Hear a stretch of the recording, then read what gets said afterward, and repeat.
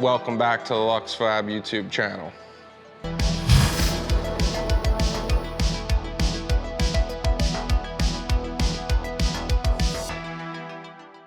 In the last video, if you guys caught that, we had a major problem. So came in last night, came up with a solution, and figured out everything we needed to know. So we made these mounts, or made this mount rather, in a jig, and as you can see, that's an exact replica. No changes in geometry, anything. So when we went to bolt this on the car with our new mounts, it didn't fit. I'm gonna show you guys what happened, and then tell you what we're gonna do to fix it. So this motor has, someone tweaked this original mount, which is why I made a jig for it. Someone tried to move this motor over, and approximately it's 3/8 of an inch moved over this way. The angles changed slightly as well. I'm gonna show you real quick what we found, what we ran into. So this thing had those polyurethane mounts on there, and they must just deflect enough on both sides, you know, 3/8 of an inch split between each side. That's only 3/16 of, you know, of movement. That's nothing. So for sure, I can see how that happened. Sucks, because we're now in crunch time for getting ready for testing to see if we can qualify for World Cup final, import domestic this year. With a car that's never been to the track, that is a tall feat, but I'm gonna try. So take a look at that, and you can see our problem. So with these solid mounts, take a look down in there. Two problems. Peep that down there for them. So our first problem was that doesn't bolt up. It's not gonna bolt up because it's not like I can even elongate that hole. That's where we went back to square one and threw this in the jig and threw that in the jig. I'm like, huh, this part I made is perfect. Well, these solid mounts, they don't flex. They don't flex at all. They don't flex 3/16 on each side. It's just not gonna happen. So I got some plumb bobs out, some lasers last night, and I've got some other stock E36s here, and took some measurements and realized that they shifted the motor over 3/8 of an inch, and that 3/8 of an inch corrects everything. So then I thought about the fix. How am I gonna fix this quickly, fast? And I was a little depressed the other day thinking, this thing's trash. Well, yeah, in my perfect world mind, it's trash, but pretty easy fix. So what we're gonna do is I'm currently having JG Billet, as we speak, make some spacers to go behind here. So we're gonna space this out 3/8 of an inch. And then what I'm gonna do is I'm gonna cut this plate that I made off here, the bottom of this cup. All this is gonna stay intact. I'm just gonna cut this off, and this is sagging a little bit, but once this gets pushed out, and once I cut this bottom piece off, I can make a new bottom plate and just weld it back on. So that'll fix our distance, and that'll fix our center hole, and I'm just gonna make it with a thicker piece of metal to take up that gap. There will be no gap. Everything will sit parallel. It won't be like this.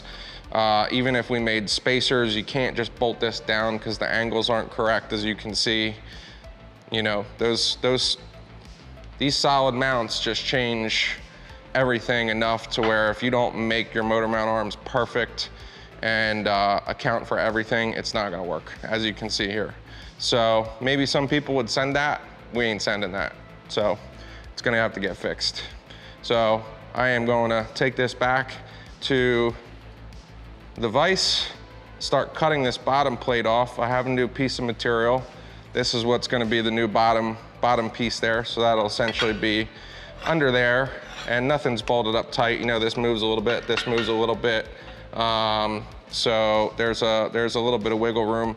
So yeah, that's basically what we're gonna do. And then Justin should be done making those pieces for me. So I'm gonna put them behind there and tack them on so they never get lost. They don't need to be tacked on. That's just in case, you know, someone pulls off, we have to service it at the track or whatever.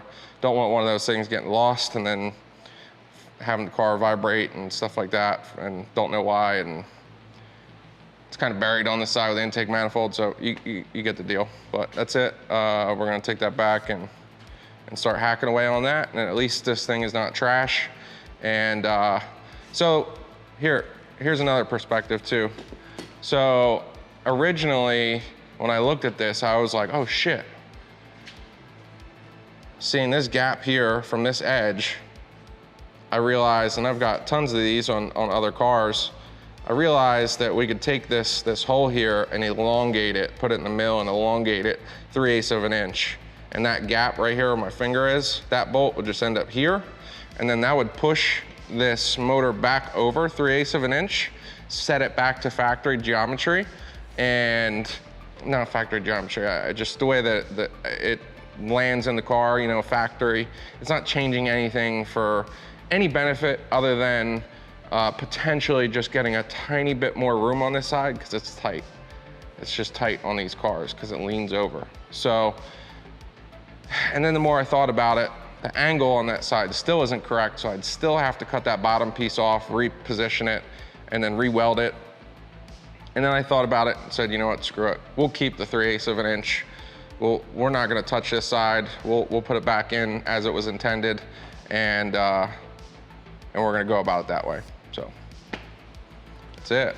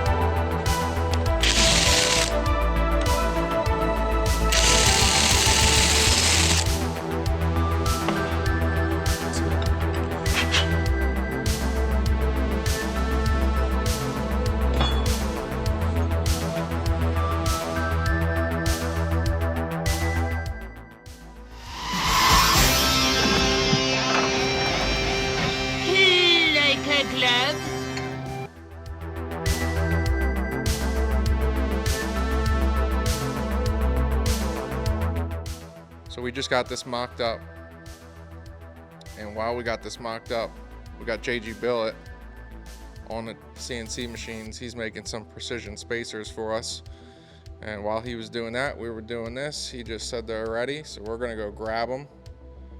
And yeah, this thing's ready. So there it is.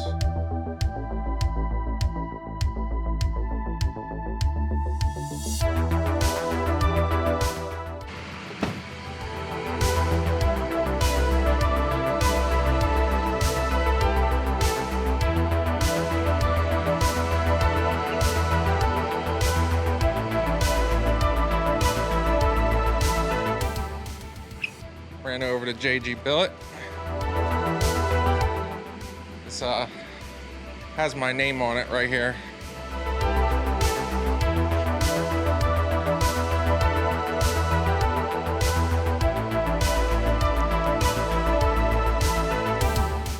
That's it, baby.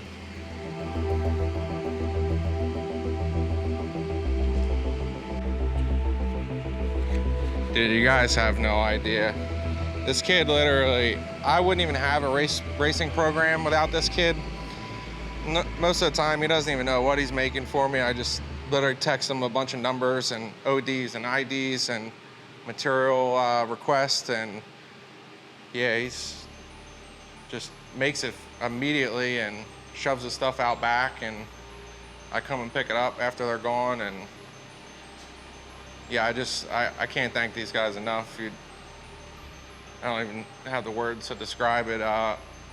When you need little pieces like that made for suspension, he's made a lot of stainless stuff, Heim adapters, just a lot of little stuff that I get hung up with, and I need it, and I can't move forward without it. And Justin over here at JG Billet just knocking stuff out for me. Not everybody has support like this, so it really makes it possible. So.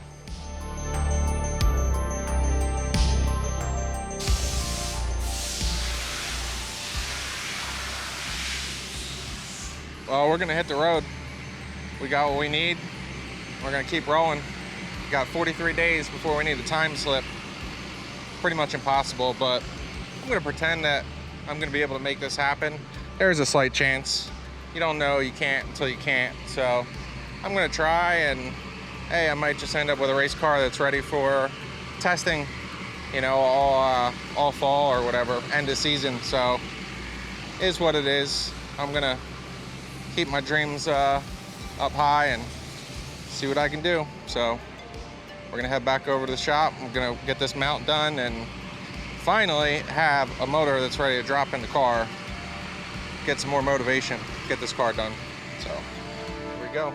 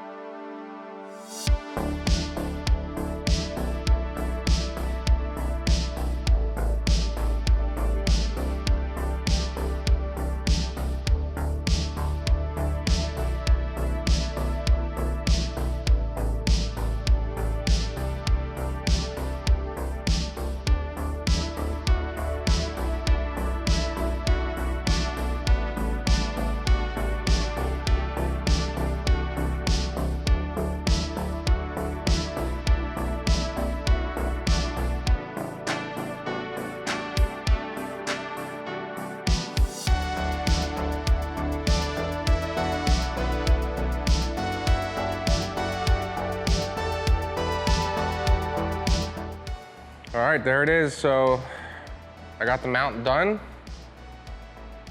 and I got some primer sealer on there, and we're gonna go throw it on the motor.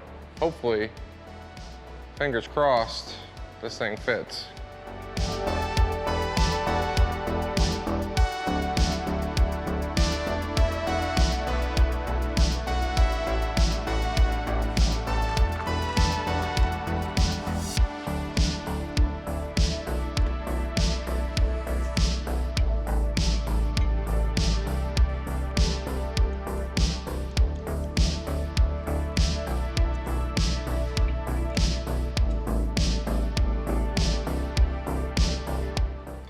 Nobody likes fresh chromoly, steel, whatever, anything besides aluminum or titanium or I guess stainless.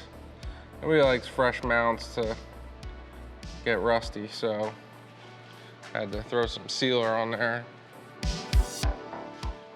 Keep it looking nice, keep it looking fresh. You know the deal. Nuts. They work well for this. The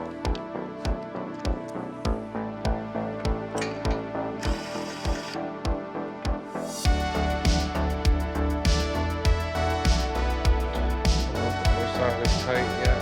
Get more.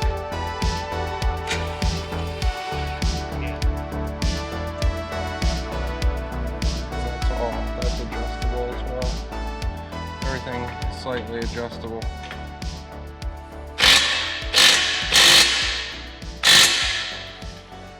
That should be tight. I didn't loosen those up, right?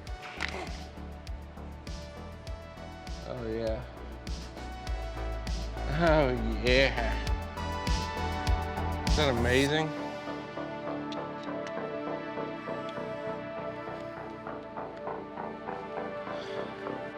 So now that that's done, all I need to do is just focus on this here. So I need to get an oil drain in this, and this pan is virgin to this setup. So I've never had an oil drain. This pan's never ran. I just did the S54 pump conversion. So we need to get some fittings on that, and otherwise, yeah, this is coming off. Pan work is getting done, add that, and then this thing can go in the car. And yeah, we're just taking a look at this right here and looking at that and looking at the fitment, where the drain is gonna go. There's a V-band here, so I'm not exactly sure how to clock that until it goes in the car, but hoping this ends up in a more favorable manner for oil drain. Because right now it's right over the gate, and so yeah. We're gonna work on that. We're gonna attempt to get this thing in the car. We're actually on the stand. So you know what, before we cut this out, I'll show you guys my stand. I made this a long time ago. Boom. So there's a peep at the stand. It's a hydraulic cart, and you guys are gonna get to see this in action shortly. That's where the motor is gonna go. That's where I'm gonna put the motor and trans, and that is a Harbor Freight cart that I bought 10 years ago.